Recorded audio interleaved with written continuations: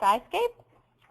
Today's webinar topic is Smartphones and Tablets in the Nursing Curriculum, sponsored by Skyscape. Next slide, please.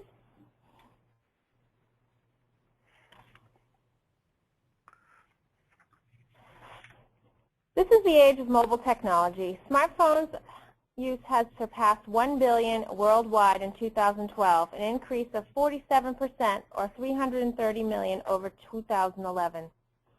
Smartphone usage is expected to reach 2 billion by 2015. Of the current smartphone users or owners, 52% gather health information on their phones.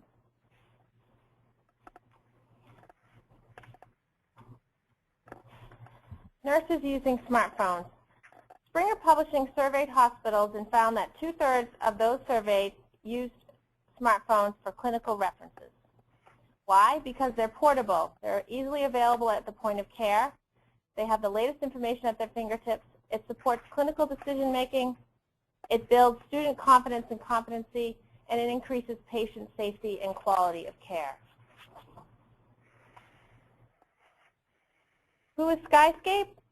For those who are not familiar, Skyscape is the worldwide leading service for trusted medical and nursing information by specialty for mobile devices.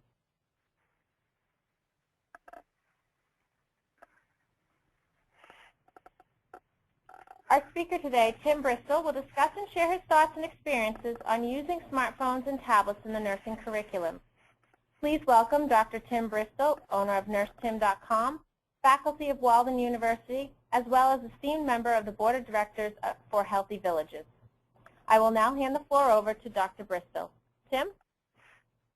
Thank you, Kristen. I appreciate that. As we consider what we're embarking on this afternoon, I do want to emphasize worldwide. As many of you know, I'm very passionate about my nursing students that I work with in Haiti. Skyscape has been kind enough to donate software, help acquire devices that I've used with my team down there through my work with Healthy Villages. That organization has provided devices and software in Africa, even in rural areas of America, and so it's been a pleasure to work with that type of forward-thinking group, if you will. So let's talk about why we're here today, particularly related to healthcare and healthcare education specifically. Whenever I approach an innovation, whenever I think about what we're doing here with our students, we have to keep the end goal in mind, and that being the fact that we want to help the students move from that critical thinking in the classroom experience to a clinical reasoning expert, if you will, in the field. And I'm always looking for innovations. I'm always looking for strategies that are going to help the students do this. Now, there's a lot of buzz going on right now, critical thinking, clinical reasoning. Where are we headed with this? A few resources that I want to point out to the listeners. First of all is Educating Nurses with Dr. Benner. This book is a must-read for anybody in health occupations education, nursing staff development. It really lays the foundation for helping our students get into a situated learning environment and use their imagination. I just find it incredibly fascinating that Dr. Benner and her team of authors use this new phrase, imagination, clinical imagination, over 50 times in their book. Now, when you look in CINAHL and ProQuest and Medline, you're not going to find that term, clinical imagination. It's not there yet. I imagine it's coming. But what we're doing is we're finding ways of creating a situated learning environment. I'm going to show you here in a few moments how using smartphones in the classroom, using iPads in the classroom, turns the classroom into a clinical learning experience. When we think about conceptual learning, Dr. Giddens has an amazing tool for nursing education, for nursing practice, looking at the concepts and how do we help our students become integrated thinkers. As in, we don't just walk into a patient's room and go, okay, I have a patient here with emphysema. and I'm going to memorize all the things related to emphysema. No, you walk into the patient's room, and whether their diagnosis is emphysema, cellulitis, acute lymphocytic leukemia, it doesn't matter.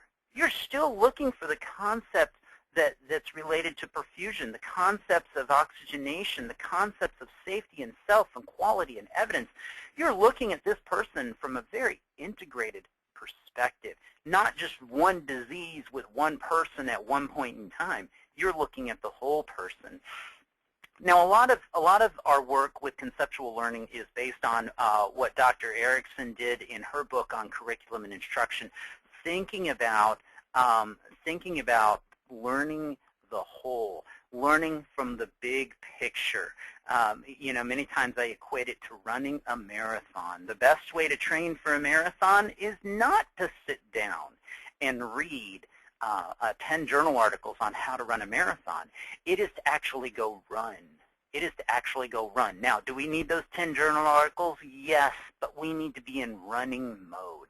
And so we want to find ways of helping our students learn the whole, experience the whole throughout the educational process. And then as we think about this, it requires developing access to some very complex relationships. And this is where I always, when I help faculty, when I help educators, when I help professional and staff development folks work on their lesson plans, I think often to how do I build realism into the lesson plan. I don't want a lesson plan that's just going to espouse facts for the sake of learning more facts.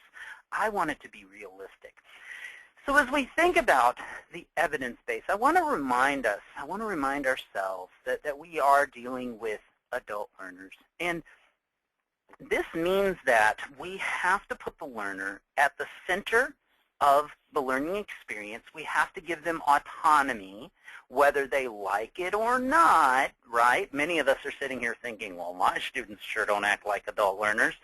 Absolutely, I get it. I've run into those. But what we have to remember is, where are they headed?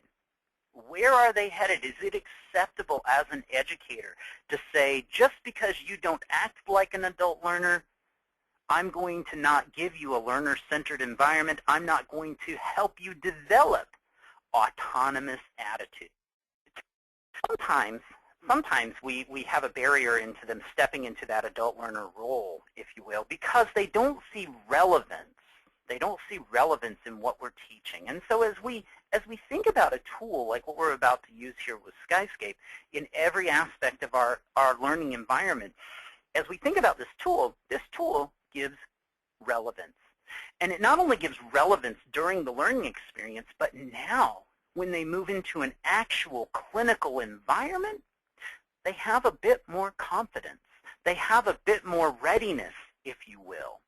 As we think about organizing information and think about learning and constructivism and building on what we already know, many times students have a hard time making connections. I just had a phone call yesterday, an email conversation with another individual today.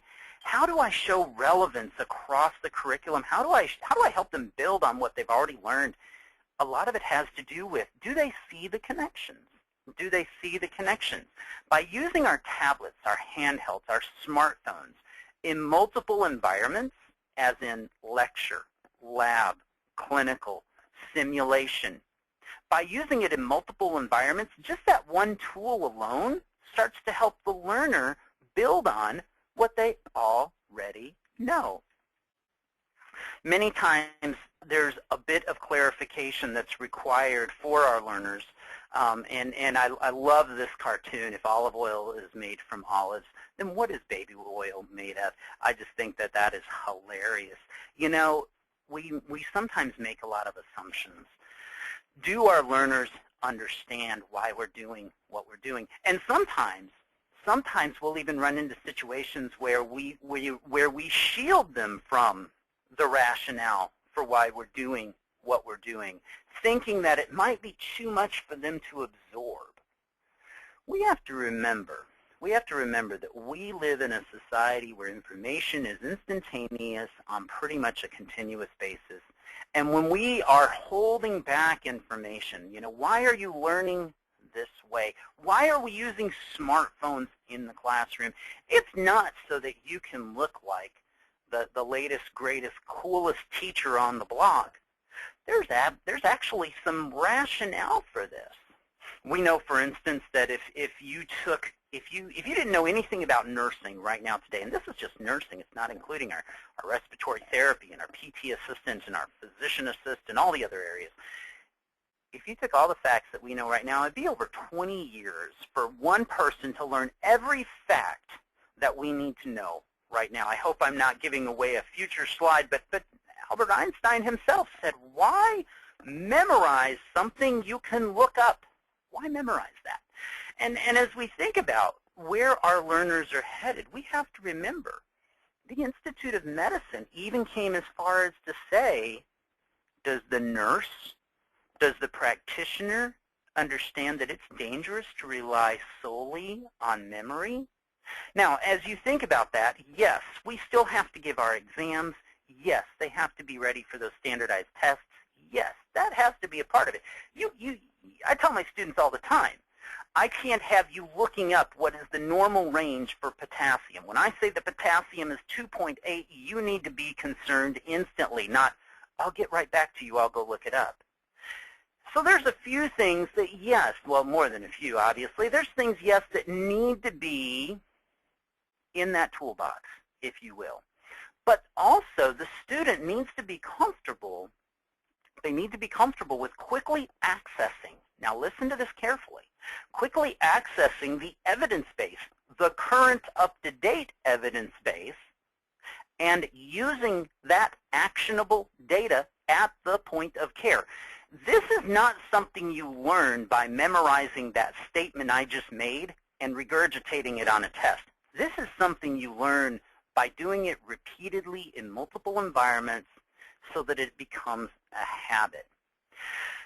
So when we think about this type of learning, and we're looking at our standardized tests, we're looking at our licensure exams, more and more we're seeing these exams focusing on how they think, not what they know.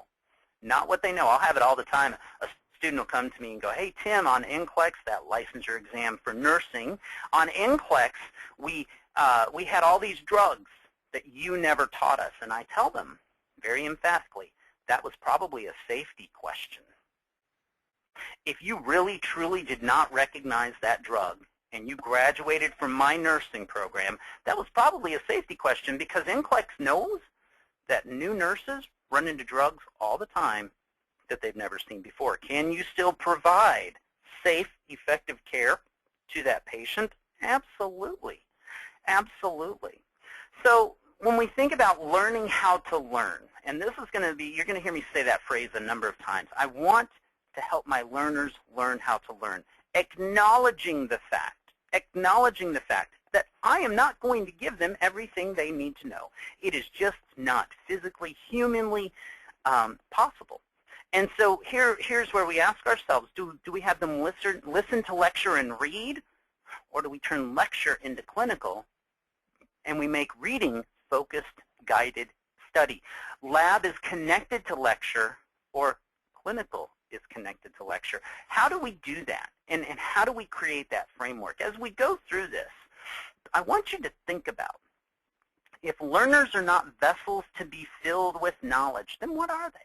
What would be a good metaphor to help address this idea? I've heard some say it's a tree growing by us fertilizing and watering the roots. I've heard some say that it's a sponge. There should be more absorbing than filling. It's something fun to contemplate, if you will. Well, some of us call that fun. But anyways, I want to think conceptually for a moment. Dr. Rosati shares with us, it's teaching the students the how and the why, not just giving them the answers. I was just with a large group of faculty, and we were working on this idea, and And we were talking about prioritization. We were talking about prioritization, and I do this often. I'll say instead of me telling you what the 3 priorities are for this patient, I want you to go find them. I want you to discover them. I want you to get into groups of 2 and 3, whether it's during clinical, during a simulation, during lecture. I want you to go and discover those, because it's at that point in time when you truly start to understand. It's that methodology that's true active learning. It's that that's going to help you learn for the sake of inquiry. And this simply means that you're always in inquiry mode. As a healthcare professional, you can never say, I've arrived, I no longer need my evidence base. I've arrived, I no longer need my evidence base. I was so impressed when I went to Haiti right after the earthquake. We're flying in, there's 4 people in this really tiny airplane. It was such a tiny airplane, we had to move the juice from the back of the airplane to the front of the airplane so we could take off. I was like, let's just leave the juice behind. We don't need the juice. We'll figure it out when we get there. Anyways, I digress. But the surgeon that was with us, the orthopedic surgeon that was with us, not only did he bring 300 pounds of orthopedic surgery equipment, he brought references. He brought references, and he's been a surgeon for over 20 years, an orthopedic surgeon for over 20 years. And many times I saw him in those references. Now, yes, that's kind of an extreme example, but I want my students having that attitude that at year 20, in your career, you are still looking for the evidence base. You're looking for that actionable data, if you will. So do students prefer active learning, passive learning, or the weekend? Which do they prefer? Think about it for a moment. Thank you. We're going to have the polls open for about a minute, so go ahead on your screen, everyone. You can select what you would like.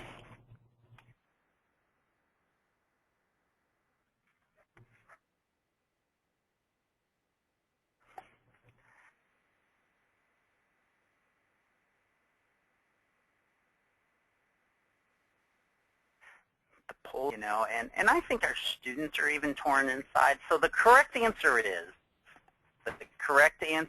are you ready for this? It's too bad we don't have a drum roll in the background, but we can, maybe we can work on that. Thank you. There's the drum roll. The correct answer is students prefer pactive learning, and pactive learning starts with the letter P, as in passive, and it goes like this.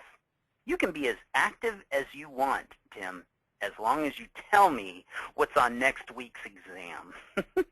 and the idea being here is there has to be relevance. There has to be relevance. So when we're helping them get ready for these exams, that yes, do dictate whether or not they move on to the next semester. As we're doing these activities in class, they have to see that. All right, is it time to move to the next slide? Are we ready? We are ready. So our results, our official results were 58% active learning, 8% passive learning, and 33% spring break. Or the weekend. There you go. The weekend and spring break. I think there are some days where I would have been in that C range myself. Anyways, thank you, Kristen. I appreciate that. As we look at this basis for using handhelds, what I want to do is just remind ourselves that I'm not speaking only to the people that are like, okay, I'm part of a concept-based curriculum. The folks that I'm speaking to is pretty much anybody that believes that learning needs to happen beyond memorization. Okay, learning needs to happen beyond memorization, and I just love this image here that highlights how we need to just totally embrace the patient with this idea of critical thinking and the nursing process. You will notice that at nowhere here do we see a whole list of facts. This nurse is not helping out this patient with a list of facts.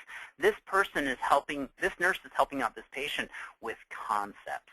They've surrounded the environment with concepts. So whether the concept is embedded, it's found in every course, and this might be a concept like safety or quality or evidence, which is going to directly link to the use of our handheld devices, or whether it's unfolding, and where we may have different parts of the concept showing up at different places in the curriculum.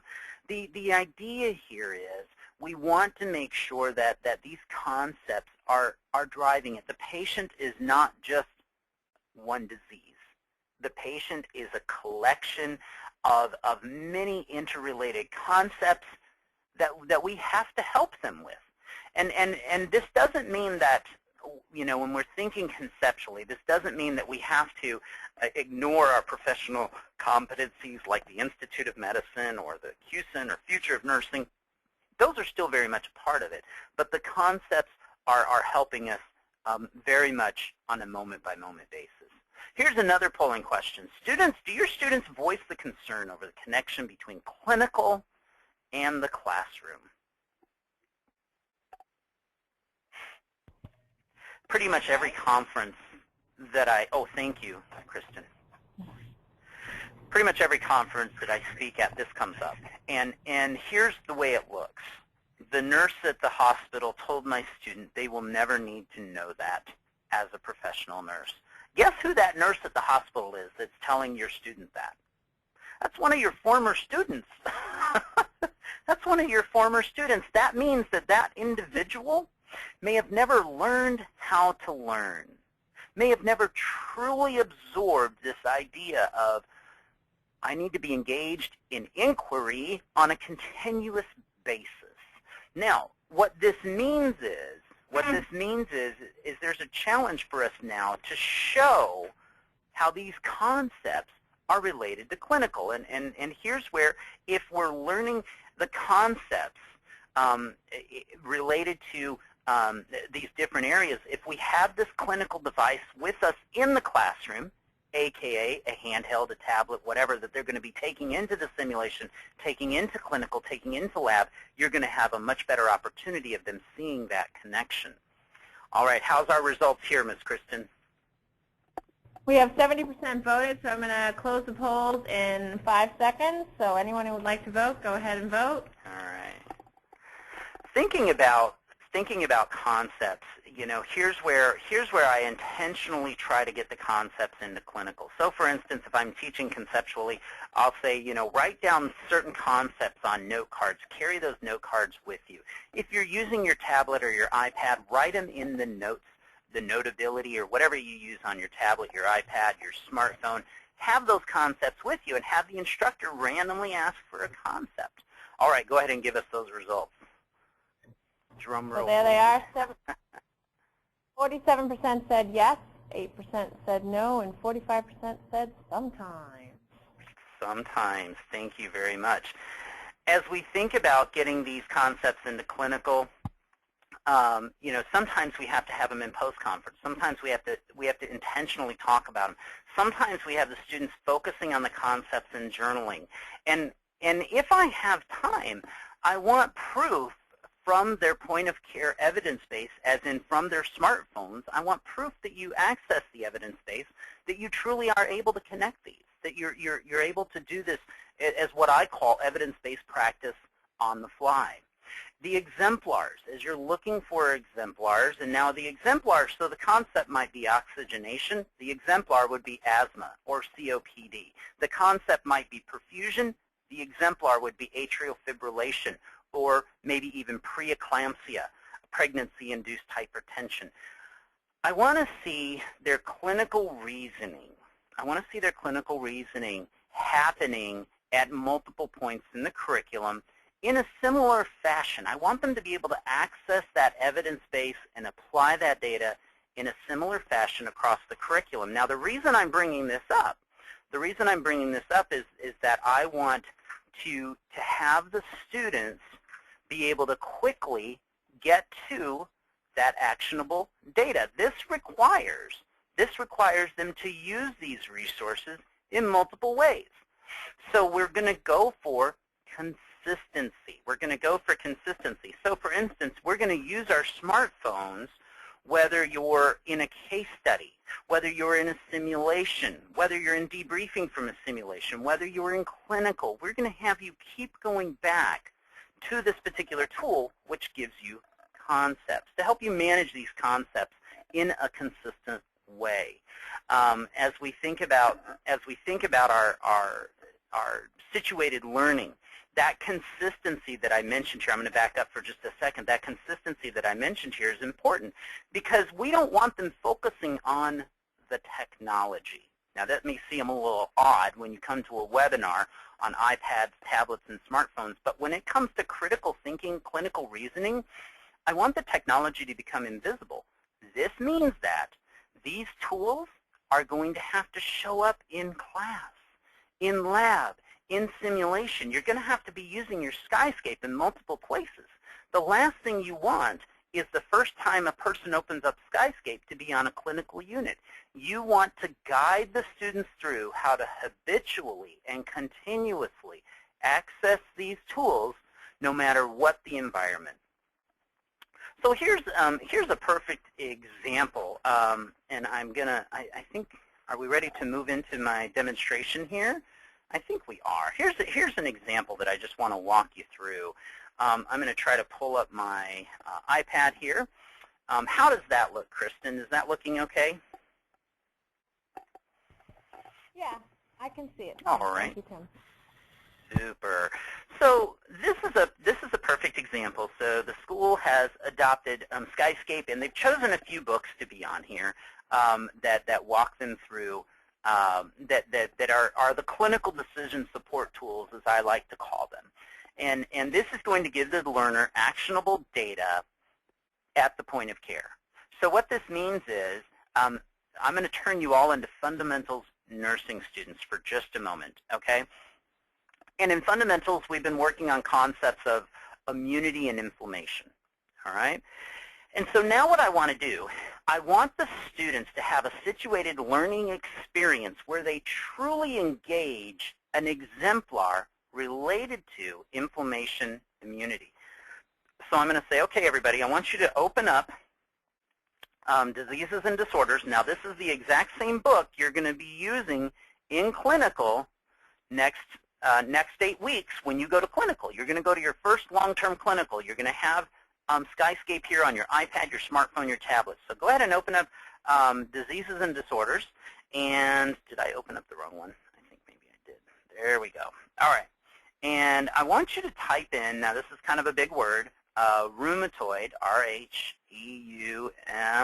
There we go. Looking for rheumatoid arthritis. You'll notice it's down there, right there. There's our rheumatoid arthritis. Let me know when you found that. Okay, good. Now everybody's got that open. Now what I'm going to do, learners, again, we've spent a bit of time here working on inflammation immunity. And we're particularly interested in the patient who's at risk for infection. Okay, now listen to me carefully. I want you to get into groups of 2 and 3. Keep your iPads, keep your smartphones, get into your groups of 2 and 3.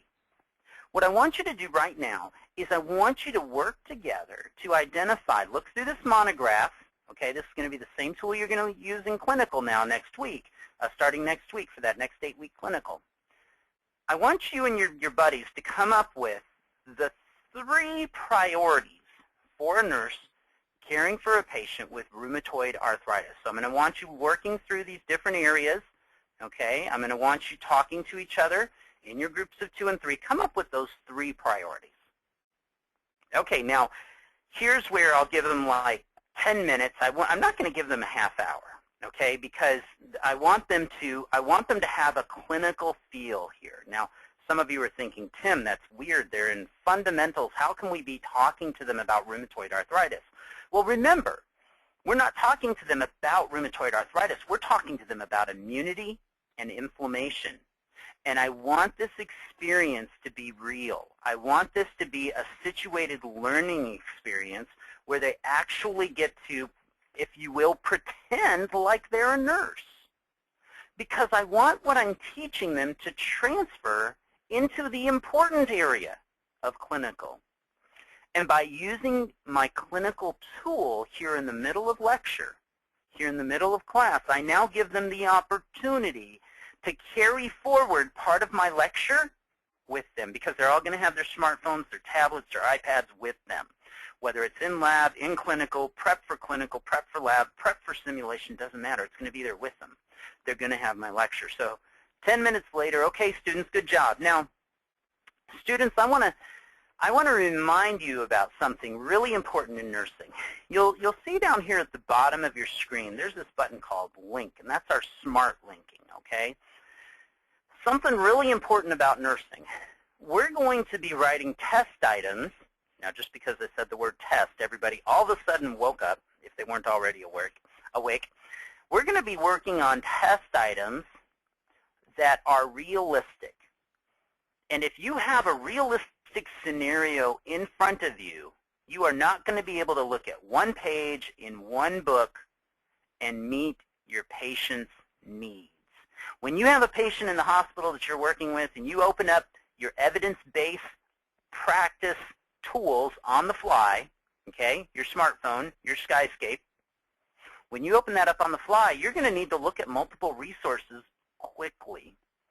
So here's what we're going to be doing. Down here, we're going to go ahead and click on that link button, and that's going to pull up every book in my Skyscape tools that mentions rheumatoid arthritis, to include my Mosby Nursing Drug Guide.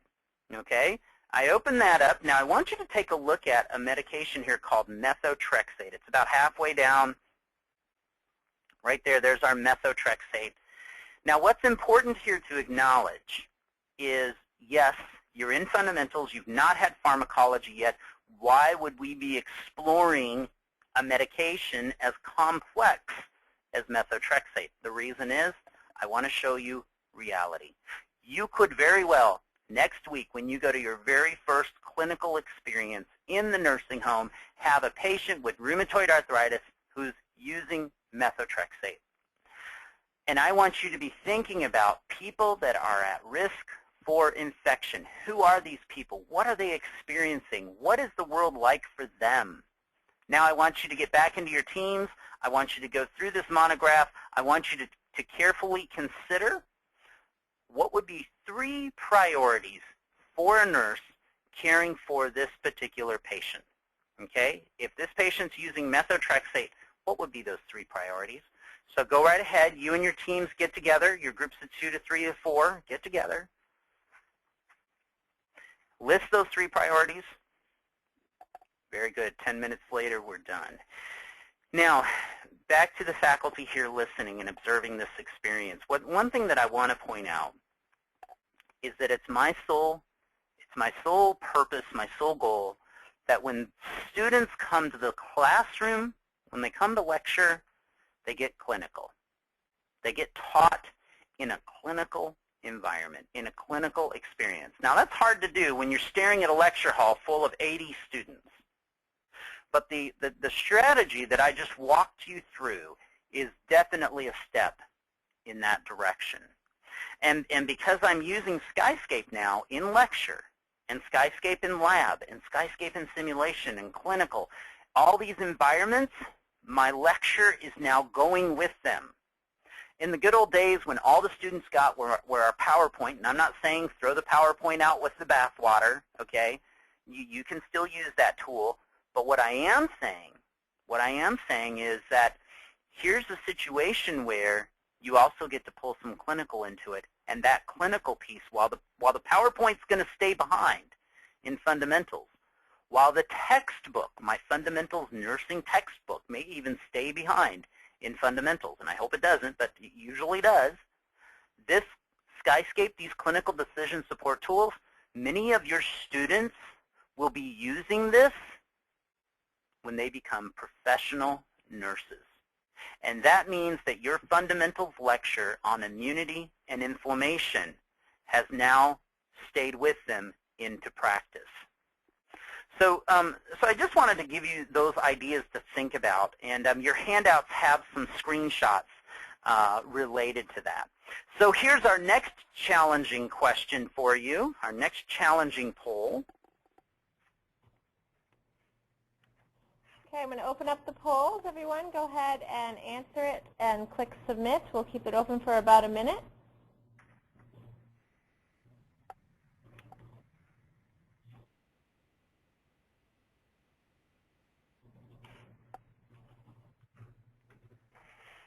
times we run into something similar with faculty. You know, and this is not, I'm not going, oh, us faculty are not, you know, are so bad. What I'm saying is, and this is Tim's experience, I was afraid that if I did not speak a fact to the learners in front of the lecture, there was no way that they would ever acquire that piece of information. And I'm willing to guess, based on my experience and my discussions with thousands of faculty across the nation, I'm willing to guess that's something similar to your experience. I am a nurse first. I have, in many scenarios, wanted to protect the patient, and that means that I have to tell you every single fact there is to know. And unfortunately, there's no learning theories to back that up, Tim. You're going to have to get into that active learning mode. So where are we? Are we being honest, Kristen? Are we getting honest answers out there? Let's see, everybody, I'm going to close the poll. And here are our results. All right. How's it look? 57% active learning, 14% passive learning, and you know everybody loves the weekend, so 30% of the weekend. There we go. We're honestly headed towards the weekend. Hey, that's okay. Thank you, Kristen. I appreciate that. So when we're thinking about faculty participation and preparation for this sort of shift, if you will, we do need to consider how to get faculty actively involved. Usually, trailblazers come to this session, this webinar. And so you need to help them understand, and that's where you may go back to the first few slides of our PowerPoint presentation here and look at what's the basis for this. It's not just, you know, hey, smartphones are neat and cool and all the instructors have them, all the cool students have them, etc. There really is a basis for this. And when we look at the educational theory, and I have to admit, it was not until I was in my PhD program that I truly understood the educational theory here. But moving from that sage to the guide, the sage on the stage to guide on the side, we've heard it so many times. And so faculty need to understand that. And faculty need to also understand, I say this at least weekly. When it comes to technology, give your students a brief introduction and then get out of their way.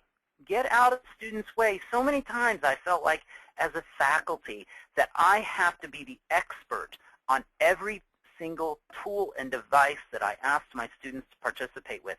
That is not true. That is just not true. And the reason we're starting in fundamentals with Skyscape, because we want these students to be completely comfortable with it. It's not about you, the faculty, knowing every button to push. It's okay.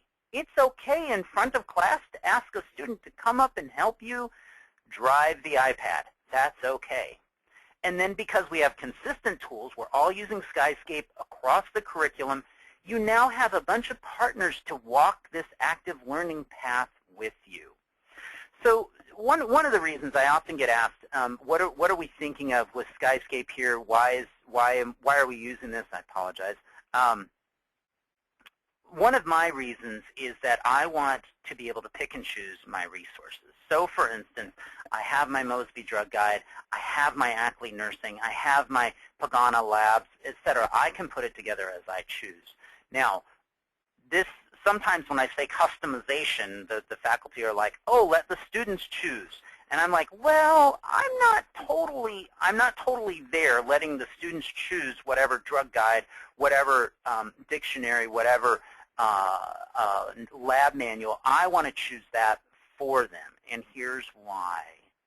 I want it to become invisible. I want that consistency across the curriculum, so that they're using the same lab manual, the same drug guide, the same disease and disorders in every single course. I want it to become invisible.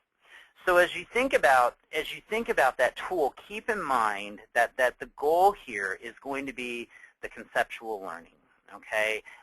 Keep in mind that the goal here is an evidence base that's consistently updated, accessible on the fly. That's where conceptual learning can go right to the bedside. We're building habits for safety. Many times when I start talking technology, many times faculty will think, oh, here's just another innovation. We're doing just fine. What's the big deal? Well, the big deal is every time the Institute of Medicine mentions informatics, the word safety can be found within the next 5 sentences. So informatics and evidence-based practice on the fly is not just the latest and greatest. It's actually part of us using these resources as a safety tool. And if I'm teaching fundamentals, the students are going to have to see this. Now, I believe some of the tools here, you can purchase those directly online. Your students can purchase them online.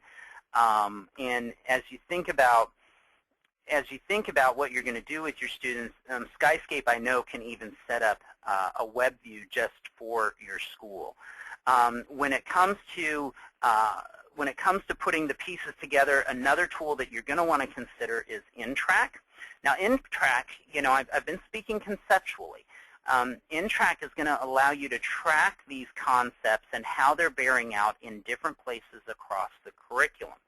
So, for instance, here's where we might look at how is the student doing managing the concept of immunity? Well, this concept of immunity can show up in simulation, lab, clinical, home practice with skills, lab practice with skills.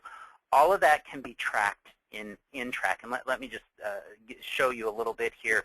When the student does their own login, if you will, they're going to see the areas of the clinical log and the checkoffs.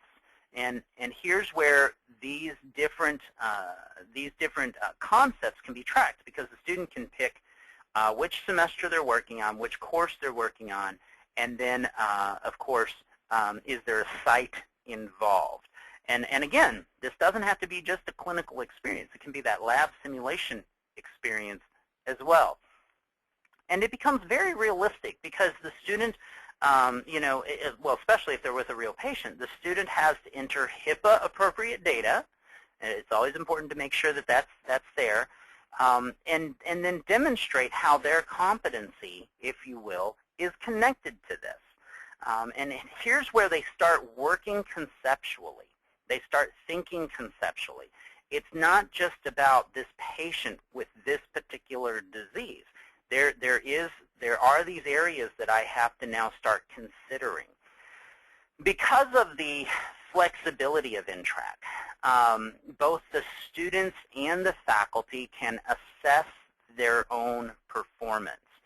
And this is all based around how did the student do with handling this particular situated learning experience, whether it's clinical or simulation. How did the student do handling that, and where did that come into play? And so the NTRAC tool very easily communicates that assessment back and forth between faculty and learner. And then just as importantly, if you're the person in your curriculum in charge of outcomes and ensuring consistent, focused clinical assessments, consistent, focused student assessments, consistent, focused program assessment, you can pull all this data. You can look at all this data and say, yes, our students are doing well conceptually here. No, our students aren't doing so well. Yes, our students are doing well with this program outcome. No, our students aren't doing so well. You've got good data here. You've got a quick way to access it all, as opposed to, all right, everybody, turn in a sample of your clinical evaluation from this semester for our file on program evaluation. And then you've got all this paper flying around or Word documents flying around. Here, you have it all in one location. Now, as we think about preparing for the real world, and this is where I like to use QSEN, IOM, NCLEX specifically. I want the students to still think about how these tools relate to that professional practice. And this takes a little bit of pointing out. So, for instance, who can find the 3 priorities for a client with respiratory acidosis? And so maybe I'll give them a break from the conceptual model. I'll go exemplar model, and I'll pause lecture. Okay, you really want to pause lecture every 20 minutes. I'll pause lecture, and we'll do a little drill. And I'll say, who can find those 3 priorities first? And then, I'm not going to always give them the answer. I'll have them come up with the 3 priorities. Raise your hand if you were done first. I'll let them speak it to the class, and then I'll ask, who had a different list? Practice quickly during lab. Here's where, we have the students give each other a report, and then find something in their Skyscape that, in the Skyscape that's not in the report. What's missing? That is an actual NCLEX question, okay? And prioritizing your tools. Where in your tools, where in your evidence-based practice are you going to find this? When it comes to effective studying habits, I'll often ask the students, how do you know what you don't know? Well, I got a bad grade on the exam. I'm like, why did you wait? You've got an NCLEX study guide on your smartphone. Open it up. Open it up and give yourself 5 questions a day through the entire time you're in nursing school. Help yourself learn to prioritize. Give yourself your own drills. In having the students incorporate that they'll be able to do in InTrack. And this allows the faculty to very easily go in and see that. The e-portfolio. Here's where we're using a clinical tool, a clinical assessment tool, as a true e-portfolio.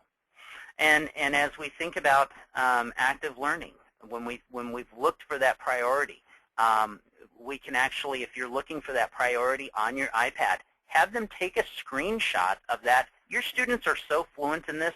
Just 2 days ago, I was sitting with a 5th grader showing me her iPad from 5th grade, and she was showing me all these different things, not just about the software on the iPad, but about how to use the iPad. Here's where you find the priority in your Skyscape resources. You find the priority, and you take a screenshot, and you text it or email it to the instructor or a buddy or the discussion forum. It's not, for your students, it's not that difficult. And so they can easily do something of that nature. All right, well, I apologize for going a little over here. You do have our email address here if you have any questions. Do we have some questions in the chat area, Kristen? Yeah, we have one question from a audience participant here. Is how accepting of our hospitals of the iPads and smartphones with cameras? Is there policy in this area that employees and, of course, students? Yep, just this past Friday, I worked with a school whose clinical agency started allowing the devices into the facility. And part of the process is developing a policy that the learners will go in and turn off FaceTime on the actual iPad.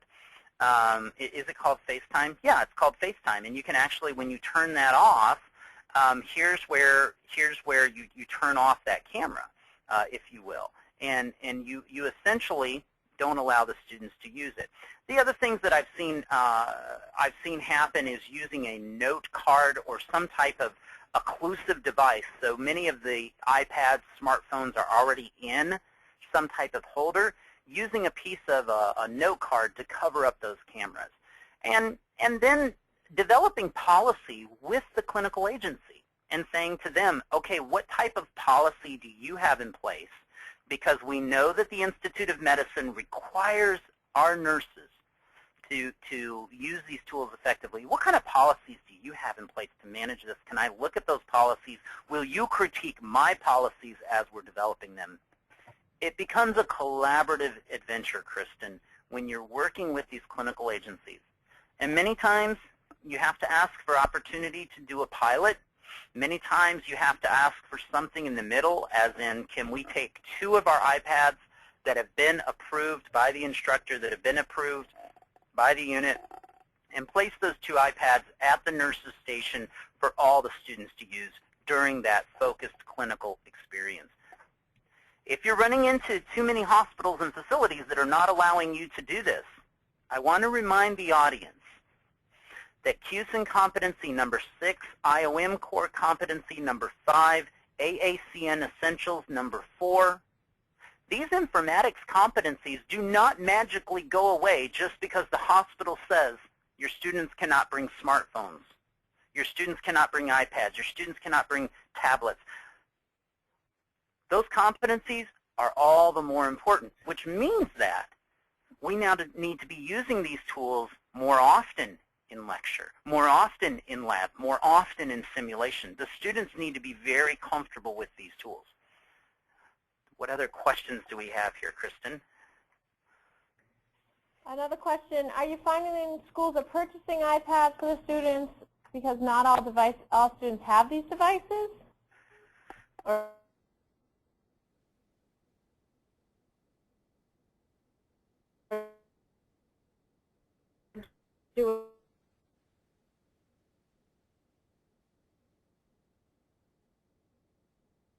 does every student need to works best, allowing the student the option to choose which device they're going to use as long as the device can work with Skyscape.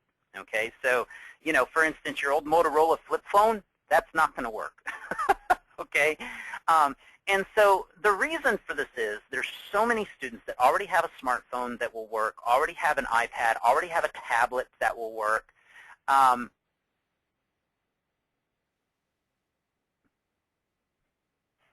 It's you know, a Droid tablet. Why are you making me go out and buy an iPad? That just does. Now, for this, what this does in most institutions, when you say that a handheld device is required, you instantly cause the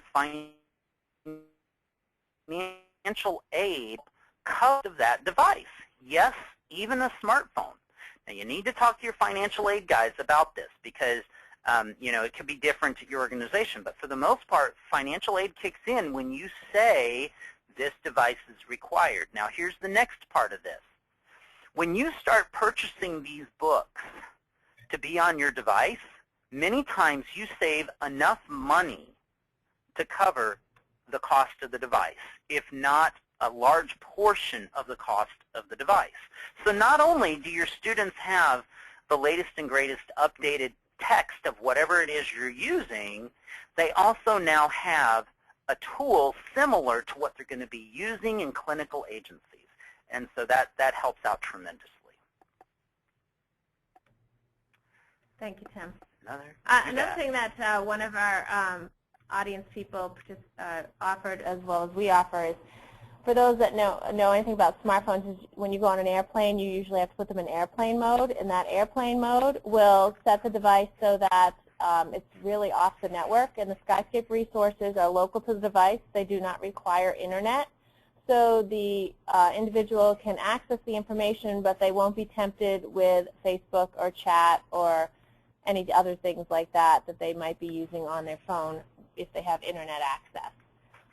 So that has worked well. The other key thing that people do is it's all about the policy. It's a matter of ethics, and we have schools that have programs set up where as soon as they go into that first orientation, they sign a document, and if they do something against that, then it's brought up with the board, and they could risk being kicked out of the program.